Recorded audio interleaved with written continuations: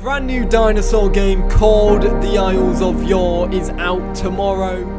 Hi guys, and welcome to the Isles of Yore. Welcome everybody to Isle of Yore, a dinosaur survival game released on Steam on February 10th this year.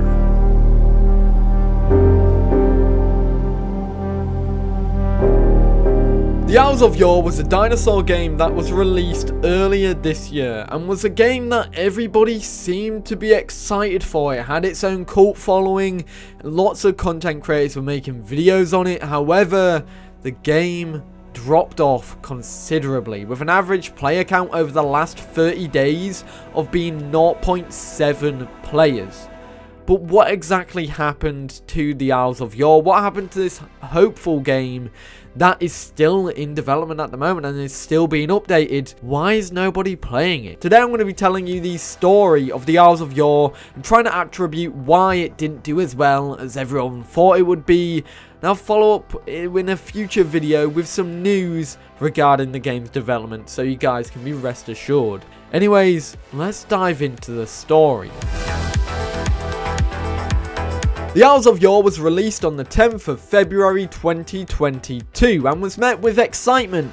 People were happy to see this game release. A lot of people snatched it up and it has some incredible reviews on Steam as well for it being a very good game at that, especially for an early access dinosaur game. The game released with an incredibly gorgeous map which the solo developer had put a ton of effort and amount of time into it. Releasing with community servers, 2 playable creatures which were Coelophysis and Deinonychus, as well as a whole slew of gameplay features which included nesting, grouping, hunting, eating and drinking, survival mechanics, fighting, character customization, a world full of unique AI dinosaurs, and so much more. The game was a fun little sandbox game, and it was a game that seemed like a fresh new start for dinosaur games, and it was nice to see. It wasn't revolutionary, however. It followed the same path and mold as a lot of the other dinosaur games in the genre. It was cute and fun,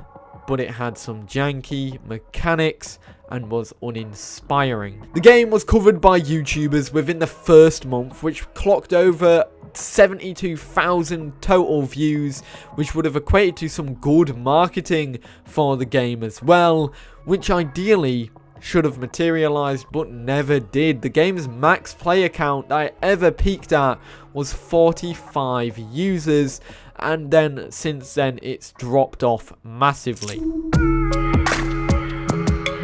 One of the main reasons why this happened is because of content, and this is something that plagues a lot of dinosaur games because they all release in the same path, an early access dinosaur game. It had features like this. It had character customization, world events and weather, a world full of dinosaur AI from Spinosaurus to Brachiosaurus, 2 playables, Deinonychus and Coelophysis, fun small mini games to get food like breaking termite mounds and fishing, weird alien crafts, custom servers, social interactions via chat and other features, controlling dinosaurs, whether it's balancing hunger, thirst, stamina and more, and a beautiful map with swamps, mountains, jungles, beaches and so much more to explore. Ideally, thinking about this and looking back at this, the game really didn't release with too much that would have made it stand apart from its competition. It's a dinosaur game people would be playing and buying for the dinosaurs. Everyone only thought there'd be one dinosaur on release, and that was Coelophysis. We were all pleasantly surprised when we saw Deinonychus. However, Deinonychus was one to not play because it was kind of broken and didn't have that much flesh on it. Now Deinonychus has been doing very well and it's been updated quite a bit and it's now full playable. However, at first, it wasn't enough. Albeit the AI was incredible. You could find a lot of dinosaurs, you could explore, and it'd be cool. However, on the first day, the devs released a patch, which meant that, well, to fight networking issues and server issues. They had to reduce the number of AI dinosaurs on the map, which made it feel very empty, and even if you came across one of them dinosaurs, you'd die instantly. What also hurt was a lack of new content, which I'll be talking about in a second, because, well, we haven't really had a major release for this game since it was released. The game also has a core gameplay style which pretty much felt the same as every other dinosaur game, like the Isle, Path of Titans, and even Beasts of Bermuda. It fit into that dinosaur survival game niche, and it was finding it hard to find where it stood in that niche. You could see on the Discord server back in the day, when you could see about the features, it then say more to come or more to be announced. I do believe it's still in that same boat, because it's still finding its footing, it's finding its step in the world of dinosaur games, it's finding its identity, and since its release, it still technically hasn't. But the main reason for that is because it is a indie game. It's a passion project, so it's not expect to pull numbers at that. I think we can all agree though, one of the biggest shortcomings of the Isles of Yore, or Isles of Yore, is the price.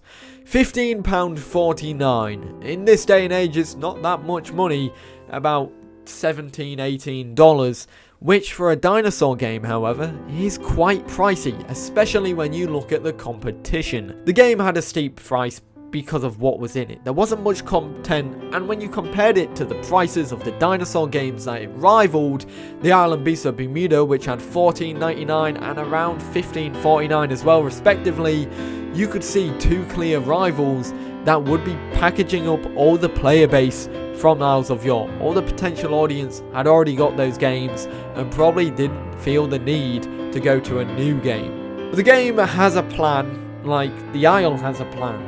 The Isle wants to be a dinosaur horror survival game. Beasts of Bermuda wants to be more of a sandbox with some cool customization features, aquatics and flyers, and weather events like that.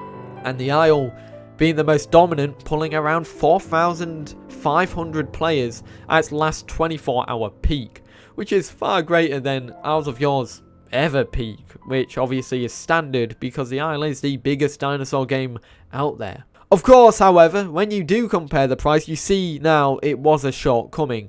It was rivaled against the biggest dinosaur game with a lot less content as a shortcoming to its demise. Now, I'm not going to say this, you know, I like the Isles of Yore. I like Dean. I think he's a very talented developer and he's done a really good job at the game.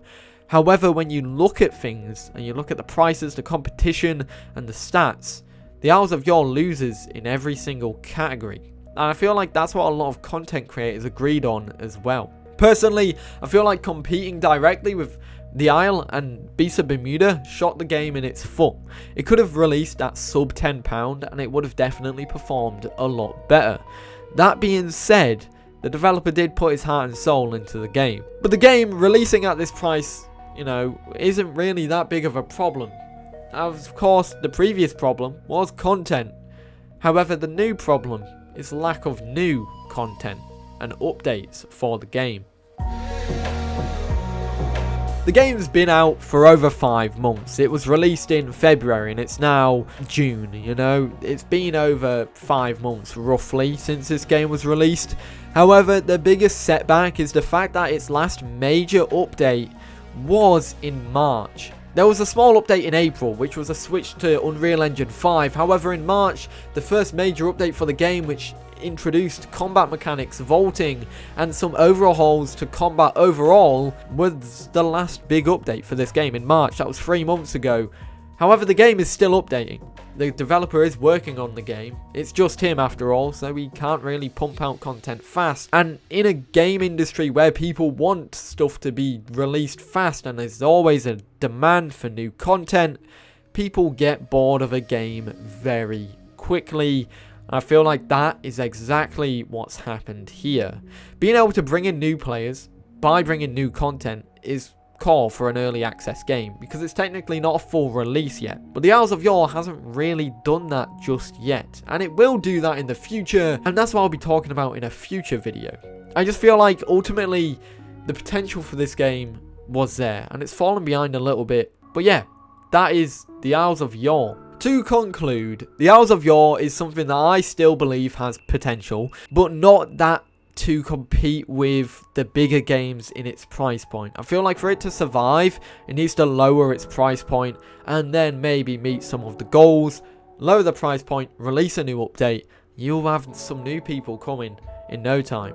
I felt like this was an interesting video to look at, to look at the lost game essentially that came out this year. The Isles of Yore, a game that a lot of people hold dear to them because it was a nice game. Someone's passion project finally made it. And it's sad to see the way it kind of fell off, in a sense. But nevertheless, there are some hope for you all who like this game. There is a lot of updates. There's a new dinosaur coming in the future, and we should be seeing that releasing soon, or maybe more news revealing that soon. And I'll be talking all about that in a new video coming soon. But that being said, everybody, that was the sorry tale of the Isles of Yore. And I hope you enjoyed the video. Feel free to subscribe if you are new and you did enjoy it. But yeah, I've been your host Jordan, and I hope you enjoyed. Peace.